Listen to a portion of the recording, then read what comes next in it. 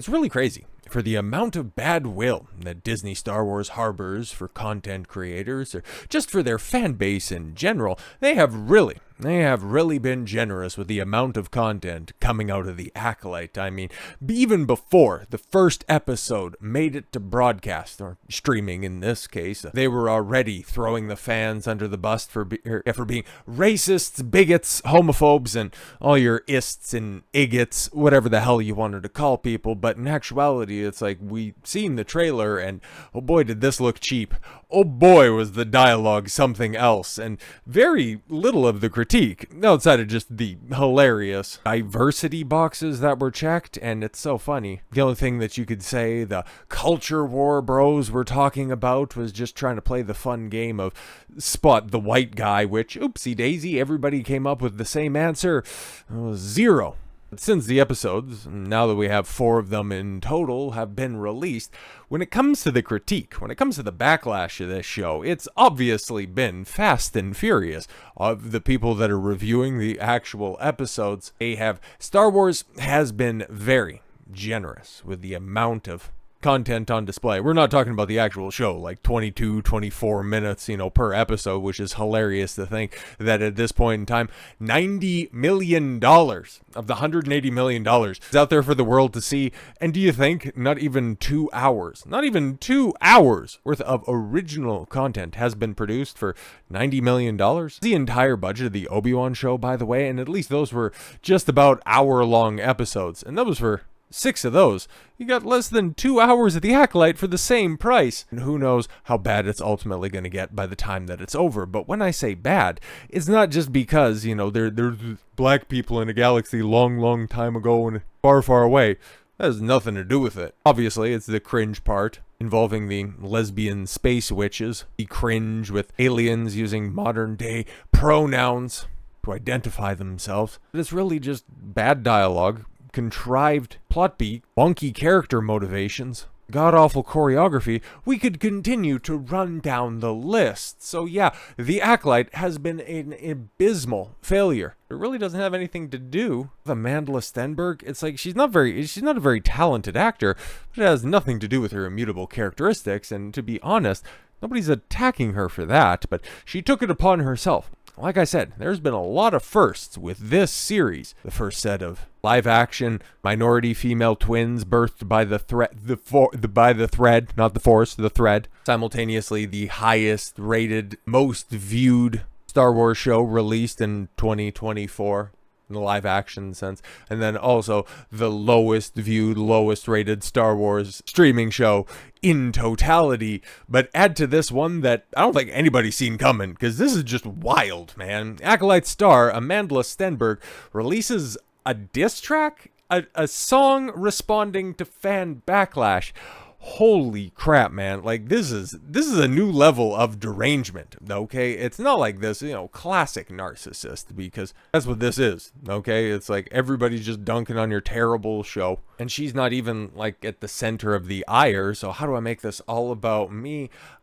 Let's say that it's the racists and the bigots that are just complaining about this show, and that otherwise it would be a smash hit if it wasn't for all of those istophobes. Okay, what is likely an industry first? Yeah, a TV show star has written and released a song and a music video complete with dance moves.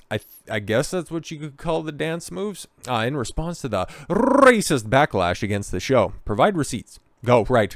There aren't any. Disney Plus's The Acolyte's actress Amandla Stenberg. Yeah, I posted a track on Instagram on Wednesday and captioned the post, "Happy Juneteenth." And to those who are flooding me with intolerable racism. One example. Like, you produced, or you had somebody produce a music video, and you couldn't even put up one of the racist posts that you've had to suffer. No, not. Oh, okay, cool. We'll take your word for it, right? Since it took me 72 hours on my laptop to make this song and video, 72 hours. It took you 3 days, huh? To come up with you would have thought that she would have either produced better on her $1,500, well, probably $2,500 MacBook in her penthouse apartment that is one of the ritzier areas of either Los Angeles or New York or wherever she lives, or maybe she's in her family's Denmark retreat. Who knows? Who knows, right? Where she was at. But no. She was sweating. She was toiling. She was in the lab cutting things up for 72 hours to respond.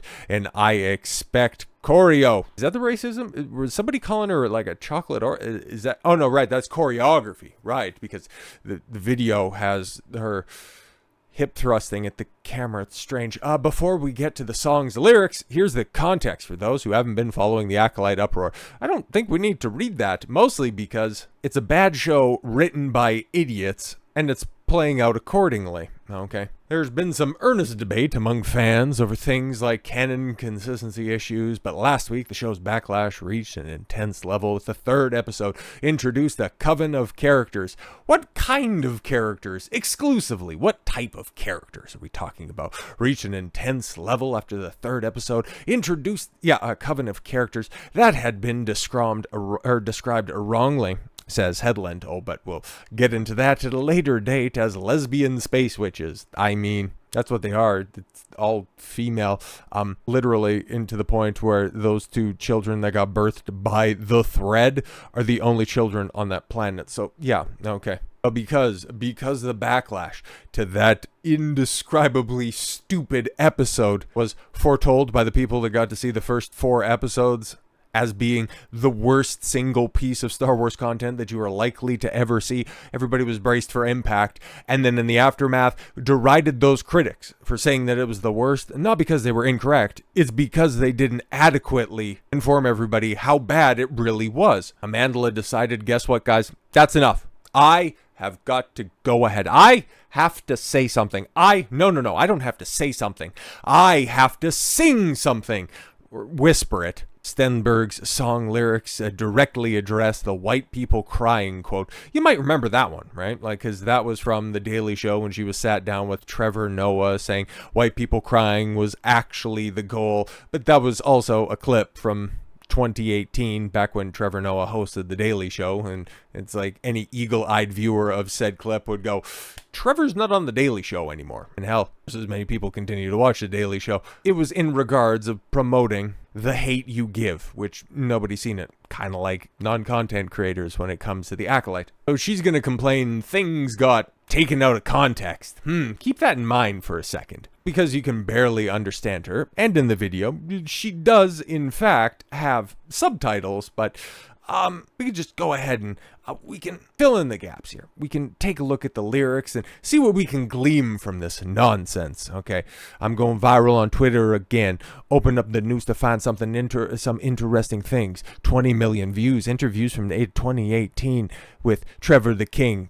Trevor Noah's a king? Okay, you lost me there. When I was a teen, I was running from city to city to speak on a story. You know the one, police murdering a black boy. And actually, no, you're going to have to be more specific. Is that one of those black boy murders that were perpetuated by... Anyways, my people cried in the theaters finding release. White people cried when they could see us as human beings. Oh, really? Again, cite your sources, just like I've been facing racist backlash. It sounds awfully racist right here. Trevor asks, I want to see people to know. I say white people crying is the goal. If you could take one thing, what would it be? I say empathy. Ooh, that's why they mad at me. They splice lines, make hate, they recognize, make it look like the same propaganda they spew, because they conflate our pain with violence and try to weaponize everything that we do. The desperation of oppressors is rising, and now they holding onto any of the things they can. I hate modern music. If you can rely upon misinformation that tells me you're afraid of the truth. And then the chorus, we so bored, don't F with yo discos. She's talking about the mainstream media being the ones who perpetuate hatred against the Acolyte. It's like, bitch, they're on your fucking side. Like, what are we doing? But oh wait, we're not done. And now you listen, and I'm gonna tell you something fascinating. They spin in woke, bastardizing it and appropriating it. Last I recall, woke was something they created. Speak truth to power. Keep an eye out for you silly racists. It's like, oh no, I spot one. She made a music video, and now they use it to describe anything they threatened by. Remember when Gambino put it in the zeitgeist? Yo, that Lando Calrissian robot fucking hack. But I understand, like, what, you're 20, 22, 24, something like that. So nothing prior to when you were born ever happened before. Yeah, woke's been around for a very long time. It's just been repackaged time and time again. This is just what we currently call neo-Marxism and intersectionality all wrapped into one. But, okay, it was about people recognizing bigotry, the power of community, not fodder for your clickbait. Again, this is talking about mainstream media, okay? Speaking of which, journalists, I'm looking at you. There you go, just in case you don't believe me. Did you forget it's your job to provide the truth? Okay. Spreading divisiveness, mining the metrics and date. Seem you gave up all your ethics for money and views. Yes, you're right. I just don't think that you're accurate in your assessment. You're accurate in your statements. It's just your application is so incredibly off. But okay, and I can tell the people are tired, right? Oh, she's just gonna try to be an avatar for the people, and the kids don't trust anything that they view. We can learn something from their discernment. The future's coming, and it's always the youth. Yes, always the youth that don't pay attention to the Acolyte. They're more likely to see your stupid video, and there's a reason that I don't have it on Instagram, even though you take a look at the likes, and realistically it's like it's not really lighting the world on fire. Okay, even though she has some like 3.8 million followers on Instagram. Okay, like this is one of the many, pre-takedown, because I would show you more of the video, but realistically, okay, outside of just her mush-mouthing her way through this song, this is the way that it starts. I'll let it roll in the background because I don't know if she's copyright claiming any of the video itself, but this is what counts for dance moves, choreography. That's the important part, I guess. Flashing discourse and I don't know, gyrating in front of the screen and then complaining about being marginalized while having the camera focused right on her face. It's very funny. It's very funny how you're going to go ahead and claim oppression when you're on one of the most expensive shows on one of the most frivolous spending platforms from one of the biggest sugar daddies in the entire entertainment industry. But I also won't play you any of the song, mostly because, well, as you can tell, that music video probably ain't going all that well for her. Probably thought it was a better idea in concept by trying to play her half race card because, well, she does look black and she is half black. She wants full oppression points. It's just, I'm also going to wonder when she realizes that, oh yeah, that's not really working out all that well. When is she going to rely on the other half of her genealogy? Because if we're being completely honest, if somebody wants to claim oppression and they want to go with one specific protected class, one side gets things done. The other one, well, let's put it this way.